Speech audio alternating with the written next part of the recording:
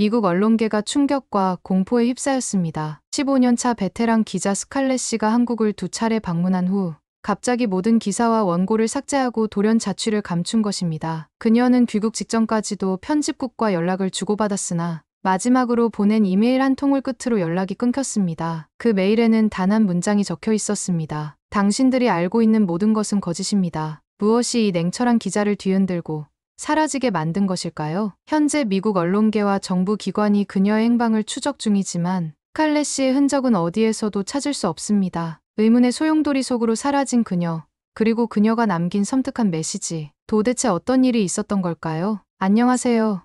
저는 스칼렛이라고 합니다. 한국이라는 두 글자에 온몸에 소름이 돋았습니다. 휴스턴 크로니클의 베테랑 기자인 제가 15년 만에 처음으로 편집장의 지시를 거부하고 싶었거든요. 하지만 톰슨 편집장의 최후 통첩은 단호했습니다. 사직서를 쓰지 않는 한 이번 출장은 피할 수 없다는 걸 직감했죠. 그의 말이 귓가에 맴돌았습니다. 스칼렛, 당신이 우리 신문사 최고의 기자라는 건 알아요. 하지만 이번엔 선택의 여지가 없습니다. 아시아 특파원들이 전부 중국 특종에 매달려 있어서 한국밖에 남지 않았거든요. 그 말에 속이 뒤틀렸습니다. 이런 식의 출장은 처음이었죠. 마치 아무도 가기 싫어하는 곳에 떠밀리듯 가는 것 같았어요. 퇴근 후 바에서 혼자 위스키를 마시며 인터넷을 뒤졌습니다. 검색 결과는 저를 더욱 우울하게 만들었죠. 반미 감정, 시위, 정치 문제, 댓글들은 더 최악이었습니다. 한 잔, 두 잔, 술이 들어갈수록 더 깊은 절망감에 빠져들었어요. 바텐더가 걱정스러운 눈으로 절 바라보더군요. 무슨 일 있으세요? 그의 질문에 쓴웃음만 나왔습니다. 집으로 돌아와 캐리어를 펼쳤을 때는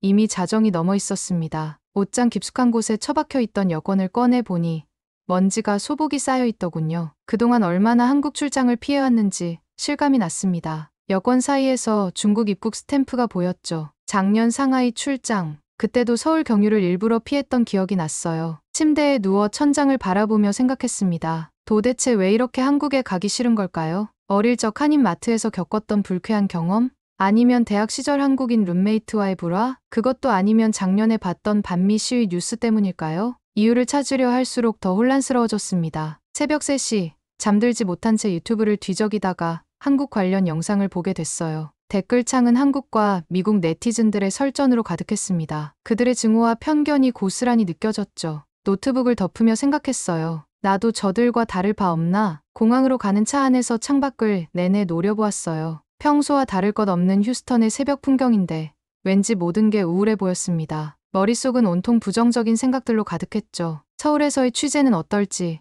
현지 반응은 어떨지, 불안감이 저를 잠식해갔어요. 체크인 카운터에서는 최대한 감정을 드러내지 않으려 했습니다. 하지만 대한항공이라는 로고를 볼 때마다 속에서 불편함이 치밀어 올랐죠. 라운지에서 보낸 2시간은 지옥 같았어요. 커피도 목구멍으로 넘어가지 않았고 노트북 화면만 하염없이 바라보았습니다. 탑승 시간이 다가올수록 심장이 더 빠르게 뛰었어요. 마치 제가 전쟁터로 떠나는 것 같은 기분이었습니다. 옆자리에 앉은 승객이 한국어로 통화하는 소리가 들렸죠. 그 소리마저 거슬렸습니다. 비행기에 오르면서 다시 한번 톰슨의 말이 떠올랐어요. 내가 한국을 싫어하는 만큼 그들도 당신을 싫어할 거야. 그 말이 가슴을 파고들었습니다. 솔직히 두려웠어요. 제가 가진 편견만큼 그들도 저를 편견으로 대할까봐. 14시간의 비행, 그 긴 시간 동안 저는 창밖만 바라보았습니다. 이제 돌이킬 수 없었으니까요. 창밖으로 보이는 구름이 마치 제 마음처럼 어둡고 무거워 보였어요. 지금 생각해보면 그때의 제 모습이 얼마나 우스웠는지 모르겠어요. 편견이란 게 이렇게나 한 사람을 올가맬 수 있다는 걸 그때는 미처 몰랐답니다. 그리고 이 비행기가 제 인생의 터닝포인트가 될 거라는 것도 전혀 예상하지 못했죠. 14시간의 비행, 절망적인 시간이 될 거라고 생각했습니다. 창가에 붙어 앉아 아무도 말을 걸지 않길 바랐죠. 이어폰을 꽂고 무시할 준비도 완벽하게 했어요. 하지만 이륙 30분 만에 예상치 못한 일이 벌어졌습니다. 1등석에서 근무하던 승무원이 다급한 표정으로 제게 다가왔어요. 순간 긴장했습니다. 무슨 문제라도 생겼나? 제가 뭘 잘못했나? 온갖 생각이 스쳐 지나갔죠. 죄송하지만 자리를 바꿔주실 수 있을까요? 뒷좌석의 할머니께서 다리가 많이 불편하셔서. 승무원의 목소리는 조심스러웠습니다. 순간 짜증이 확 올라왔어요. 역시 미국인이라고 차별하는 거라고 생각했죠. 내가 왜 불편을 감수해야 하는 건지. 하지만 뒤를 돌아봤을 때 제 마음이 무너져 내렸습니다. 일어서기도 힘들어 보이는 할머니께서 죄송하다는 듯 고개를 숙이고 계시더군요. 우리 할머니가 떠올랐어요. 작년에 돌아가시기 전 휠체어를 밀어드리던 그때의 기억이 떠올랐습니다. 자리를 옮기는 동안 놀라운 일이 벌어졌어요. 주변 승객들이 하나둘 일어나 제 짐을 옮기는 것을 도와주겠다고 나섰습니다. 누군가는 할머니의 짐을 들어주고 또 다른 분은 할머니를 부축해 주었죠. 국적도 인종도 중요하지 않은 순간이었어요. 새로운 좌석은 통로 쪽이었습니다. 처음에는 불편할 거라고 생각했는데 오히려 더 편했어요. 승무원들의 세심한 서비스를 가까이서 볼 수 있었거든요. 특히 그들이 할머니를 돌보는 모습은 감동적이었습니다. 식사 시간, 승무원들은 할머니의 음식을 미리 잘라주고 수저 사용이 편하도록 도와드렸어요. 담요가 흘러내릴 때마다 얼른 달려와 정리해드리고 수시로 불편한 곳은 없으신지 물어보았죠. 이런 게 진정한 서비스구나 싶었습니다. 비행이 진행될수록 주변 분위기가 편해졌어요. 옆자리 승객과도 자연스럽게 대화를 나누게 됐습니다. 그분은 실리콘밸리에서 일하는 한국인 개발자였죠. 한국의 IT 기술과 스타트업 문화에 대해 열정적으로 설명해 주었어요. 처음으로 한국에 대한 호기심이 생겼습니다. 할머니는 가끔 제게 미소를 지어주셨어요. 말은 통하지 않았지만 그 따뜻한 눈빛만으로도 충분했습니다. 승무원이 통역해 주길 미국에 있는 손녀가 생각난다고 하시더군요. 그 말에 또다시 눈시울이 뜨거워졌죠. 착륙 1시간 전 수석 승무원이 제게 다가와 특별한 말을 했어요. 스칼렛 씨, 오늘 보여주신 배려에 정말 감사드려요. 좋은 일이 생기실 거예요. 그때는 몰랐습니다. 이 말이 예언이 될 줄은요. 비행기가 인천공항에 착륙하기 직전 할머니께서 떨리는 손으로 무언가를 꺼내셨어요. 작은 손수건이었습니다. 직접 수놓으신 것 같은 예쁜 꽃무늬가 있었죠. 선물이라고 말씀하시는 건 알아들을 수 있었어요. 그 순간 울컥했습니다. 이런 걸 준비하고 계셨다니. 손수건을 받는 제 손이 떨렸어요. 승무원이 통역해 주었죠. 항상 감사하는 마음을 잊지 말라고. 이 손수건처럼 예쁜 마음을 간직하라고 하시네요. 비행기에서 내리면서 문득 깨달았습니다. 제가 얼마나 좁은 시각으로 세상을 바라보고 있었는지를요. 한 번의 작은 배려가 제 마음속 두꺼운 편견의 벽에 조그만 균열을 만들어냈어요. 그리고 그 균열은 앞으로 더 커질 예정이었답니다. 인천공항으로 향하는 동안 할머니가 주신 손수건을 꼭 쥐고 있었어요. 이제 더 이상 두렵지 않았습니다. 오히려 기대가 되었죠. 어쩌면 이번 출장이 제 인생에서 가장 특별한 경험이 될지도 모른다는 예감이 들었답니다. 인천공항에 첫 발을 내딛는 순간 제 고정관념이 무너지기 시작했습니다. 공항 곳곳에 있는 로봇들, 완벽한 영어 안내 방송, 깔끔하게 정리된 동선. 이게 제가 상상했던 한국인가요? 입국 심사대에서 첫 번째 놀라움을 겪었어요. 심사관은 제가 예상했던 것과 달리 유창한 영어로 저를 맞이했습니다. 취재 목적이시군요. 환영합니다. 그의 미소는 진심이 담겨 있었죠. 취재 대상인 삼성전자의 담당자 김서연 씨를 만났을 때는 또 한 번 놀랐어요. 스탠포드 MBA 출신인 그녀는 제가 긴장할 틈도 없이 자연스럽게 대화를 이끌어갔습니다. 스칼렛 씨, 텍사스 바비큐는 정말 맛있다고 들었어요. 다음에 꼭 가보고 싶어요. 서울로 향하는 차 안에서 본 풍경은 충격적이었습니다. 끝없이 이어지는 고층 빌딩들, 거리를 수놓는 화려한 네온 사인. 그런데 더 놀라운 건 그 사이사이에 보이는 고궁과 절이었어요. 현대와 전통이 어우러진 모습이 신기했죠. 삼성전자 리서치센터에 도착했을 때는 입이 떡 벌어졌습니다. 건물 자체가 마치 SF 영화에서 본 듯한 모습이었어요. 로비에 들어서자 곳곳에 설치된 대형 디스플레이가 눈길을 사로잡았죠. 더 충격적인 건 연구원들의 모습이었습니다. 2030대로 보이는 젊은 연구원들이 자유롭게 토론하고 있었어요. 회의실에서는 수평적인 분위기 속에 격렬한 브레인스토밍이 이어졌죠. 제가 알던 딱딱한 아시아의 기업 문화는 어디에도 없었습니다. 우리는 실리콘밸리를 넘어서려 합니다. 연구소장의 말에 처음엔 비웃으려 했어요. 하지만 곧 그 웃음이 걷혔습니다. 그들이 보여준 기술은 충격 그 자체였거든요. 접히는 디스플레이, 홀로그램 통신, 양자 컴퓨터. 이게 정말 현실인가 싶었죠. 점심시간, 김서연 씨가 저를 구내식당으로 데려갔어요. 평범한 회사 식당을 예상했는데 푸드코트 같은 분위기였습니다. 한식, 양식, 일식, 다양한 메뉴가 있었죠. 우리는 직원들의 선택권을 중요하게 생각해요. 음식부터 시작해서요. 식사를 하던 중 옆자리에서 흥미로운 대화가 들렸어요. 한 연구원이 자신의 실패 경험을 이야기하고 있었습니다. 놀라운 건 상사가 그를 질책하는 게 아니라 격려하고 있었다는 거예요. 실패해도 괜찮아요. 그게 우리의 자산이 되니까요. 오후에는 현대자동차의 수소연구소로 이동했습니다. 전기차를 넘어 수소차의 미래를 준비하고 있다는 설명에 처음엔 반신반의했어요. 하지만 실제 주행하는 수소차를 보고 충전소 시스템을 둘러보면서 생각이 바뀌었죠. 이들은 진짜 미래를 만들어가고 있었습니다. 해가 저물어갈 무렵 김서연 씨가 특별한 곳으로 절 데려갔어요. 남산타워가 보이는 한식당이었습니다. 한쪽 벽면이 통유리로 되어 있어 서울의 야경이 한눈에 들어왔죠. 이게 진짜 서울이에요. 하루 종일 열심히 일하다가 이렇게 아름다운 풍경을 보며 하루를 마무리하는 곳이죠. 저녁 식사를 하면서 김서연 씨에게 물었어요. 왜 이렇게 저를 친절하게 대해주시나요? 제가 미국인이라서 불편하지 않으세요? 그녀가 웃으며 대답했습니다. 세상은 서로 이해하려 노력하는 만큼 가까워져요. 제가 스탠포드에서 공부할 때 많은 미국인들이 저에게 친절을 베풀어줬거든요. 호텔로 돌아와 노트북을 펼쳤습니다. 원래 쓰려고 했던 기사는 완전히 달라져 버렸어요. 한국의 실리콘밸리,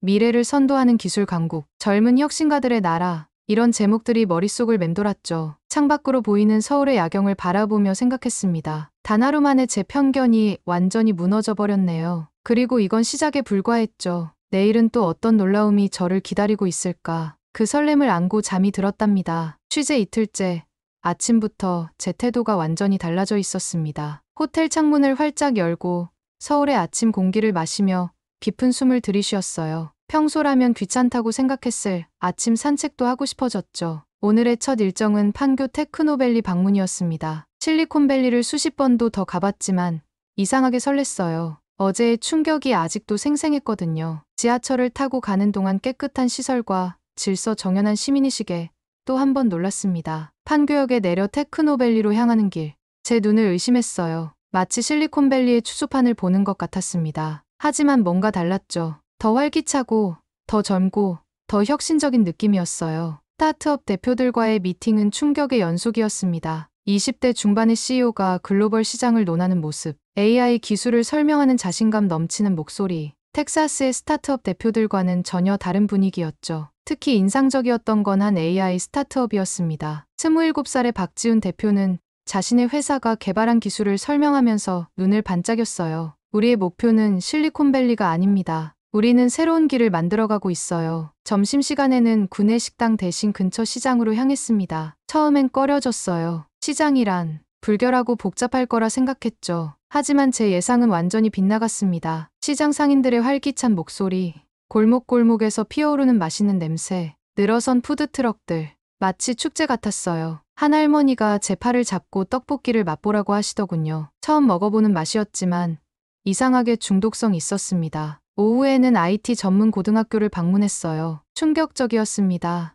16살짜리 학생들이 AI 알고리즘을 다루고 로봇을 프로그래밍하고 있었거든요. 한 학생은 자신이 개발한 앱을 자랑스럽게 보여주었는데 실제 앱스토어에서 다운로드가 가능하더군요. 우리는 꿈만 꾸지 않아요. 실현하죠. 그 학생의 말이 가슴에 깊이 박혔습니다. 미국의 10대들과는 뭔가 달랐어요. 더 진지하고 더 열정적이었죠. 저녁에는 한강공원으로 향했습니다. 해가 저문 후에도 공원은 사람들로 가득했어요. 자전거를 타는 사람들, 치맥을 즐기는 연인들, 밤늦게까지 공부하는 학생들, 김서연 씨와 함께 치맥을 시켰습니다. 처음엔 이상한 조합이라고 생각했는데 한 입 먹어보고 이해했어요. 왜 이걸 이제 알았나 싶었죠. 서울의 야경을 바라보며 대화를 나누는데 마치 오랜 친구와 있는 것 같은 편안함이 느껴졌습니다. 한국은 빨리빨리 문화예요. 변화가 빠르죠.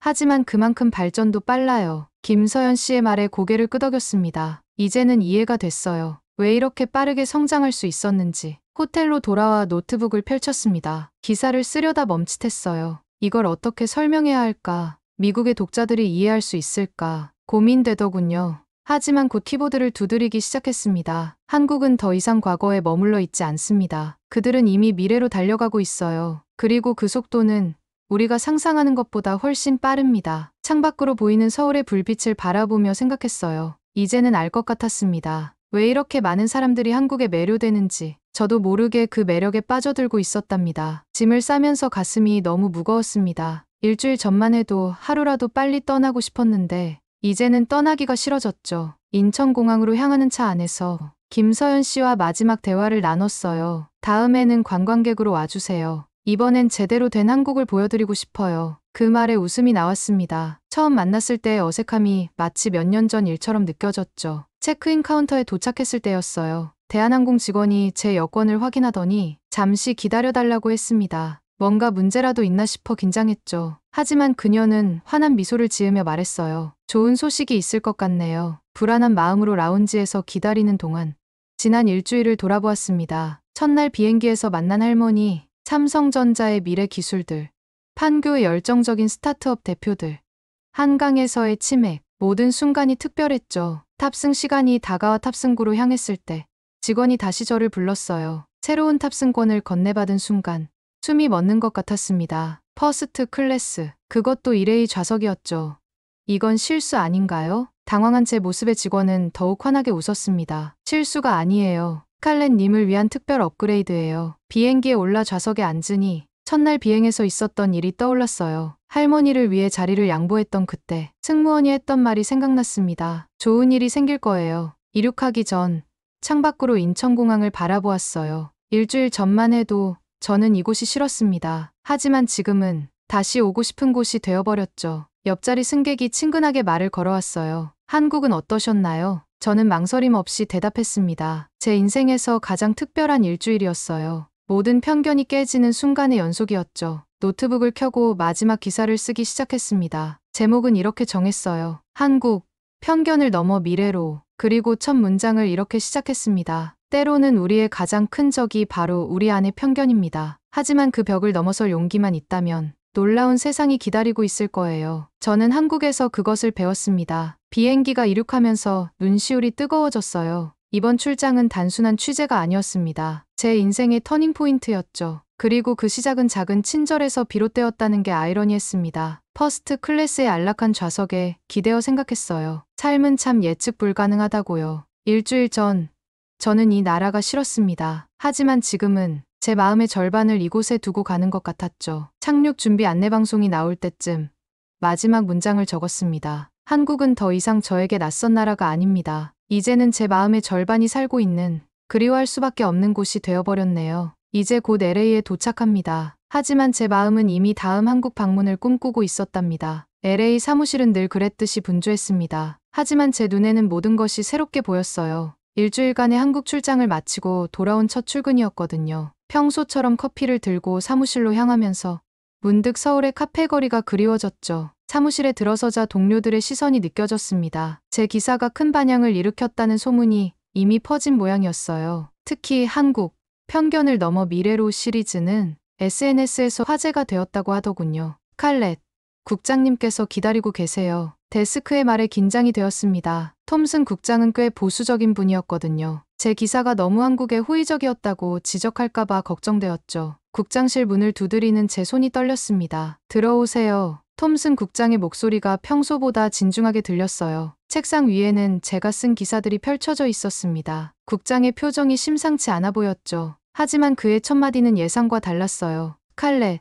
정말 훌륭한 기사였습니다. 특히 한국의 기술 혁신과 스타트업 문화를 다룬 부분은 우리 미국이 배워야 할 점들을 정확히 짚어냈더군요. 국장의 말씀에 안도의 한숨이 나왔습니다. 더 놀라운 건 그 다음이었어요. 국장님은 아시아 특파원직을 제안하셨습니다. 당신의 시선이 필요해요. 편견 없이 바라보고 진실을 전달할 수 있는 기자가 필요합니다. 사무실로 돌아오는 길에 다리가 후들거렸어요. 제 기사가 이런 변화를 만들어낼 수 있다니. 책상에 앉아 컴퓨터를 켜자 메일함이 독자들의 반응으로 가득했습니다. 스칼렛의 기사를 읽고 한국행 티켓을 예약했어요. 저도 똑같은 편견을 가지고 있었는데 당신의 기사가 제 생각을 바꾸어 놓았네요. 이런 시각의 기사가 필요했어요. 감사합니다. 특히 한 대학생의 메일이 눈에 띄었어요. 스칼렛 기자님의 기사를 읽고 용기를 냈습니다. 이번 학기에 한국 교환학생을 신청했어요. 점심시간, 동료 제시카가 제게 물었습니다. 정말 많이 달라졌네.